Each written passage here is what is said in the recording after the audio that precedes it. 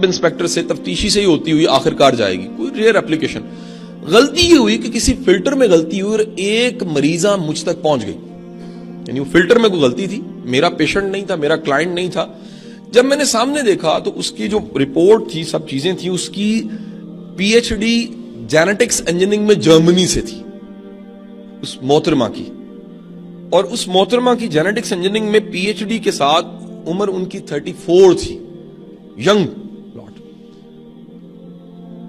सेहत मैंने देखी तो सेहत भी मुनासिब थी, लेकिन अगर कोई भी बंदा 5 मिनट उन्हें गौर से देखे तो उसे पता लगेगा ये ज़हनी तौर पे ठीक नहीं है, पागल है, एबनॉर्मल है। जब मैंने उस केस को पूरा पढ़ा तो पता लगा कि मोहतरमा का एक बच्चा था, बच्चा घर में खेल रहा था, खेलते खेलते बच्चे ने डोर दराज खोला है, दराज में एक वेपन पड़ा हुआ था, ये खुद देख रही है कि वेपन उस बच्चे ने पकड़ा है।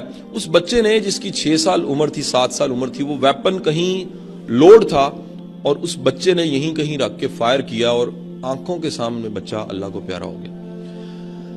वो मोहतरमा दुख से पागल नहीं हुई। जब मैंने एनालिसिस किया, मेरा केस नहीं था, मैंने रिकमेंड ही करना था साइकियाट्रिस्ट की तरफ, उसने सिट्रा न्यूज से शुरू करके पहले थॉट्स मैनेज करवानी थी, लेकिन मुझे पता लगा एनालिसिस करके कि इसके ज़हनी तौर पे रिटॉर्ड पागल होने की सबसे बड़ी वजह रिग्रेट है, पछतावा है, काश वहां ना होता, काश मैं बचा लेती। जिंदगी की सबसे बड़ी सजा, इंसान की नफ्सियात में सबसे बड़ी सजा आती है, वो रिग्रेट है, पछतावा। काश मौका था, मैंने नहीं किया, अल्लाह ने वक्त दिया था, मैंने इस्तेमाल नहीं किया, इससे अच्छा हो सकता था, मैंने नहीं किया। ये रिग्रेट से बचने के लिए सबसे बेहतर तरीका ये है कि वो रिग्रेट्स जिन पे रिसर्च करके लिखा गया है उनको भी जरा जान लीजिए। इन सब के सब का पछतावा ये था, कामों में बिजी रहे, सब इंस्पेक्टर एसएचओ होते, डीएसपी होते, किसी भी सीट पे मसरूफ रहे, और हम अपने रिश्तों को वक्त नहीं दे सके, उनमें एक्सप्रेशन नहीं डाल सके। मैं सर जितनी भी स्ट्रेस मैनेजमेंट कहीं पढ़ा रहा हूं, पढ़ रहा हूं, किताबें पढ़ी हैं, मैंने ढूंढा है सर कि जिंदगी में, आपकी शऊरी जिंदगी में सबसे बड़ा सोर्स स्ट्रेस मैनेजमेंट का फैमिली है, सबसे बड़ा सोर्स। अगर आपकी फैमिली लाइफ, घर की लाइफ ठीक नहीं है ना, आप ऊंचे ऊंचे नीचे सांस ले लें, आप योगा की 10 एक्सरसाइज कर लें, आप रोज जिम कर लें, आपकी स्ट्रेस कभी खत्म नहीं होगी। अल्लाह ने हीलिंग, सुकून ये रिश्तों में रखा हुआ है।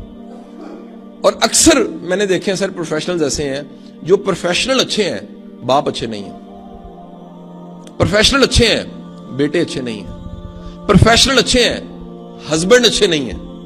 और ये जो सारे रिश्ते मैंने गिनवाए हैं, याद रखिएगा, इन रिश्तों में गिव एंड टेक नहीं होती।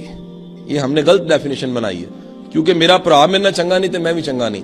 सर रिश्ता खूबसूरत वो होता है आप अच्छे हो, इस परवाह से आजाद होके कि आपके सामने वाला आपके साथ किस सलूक पे है।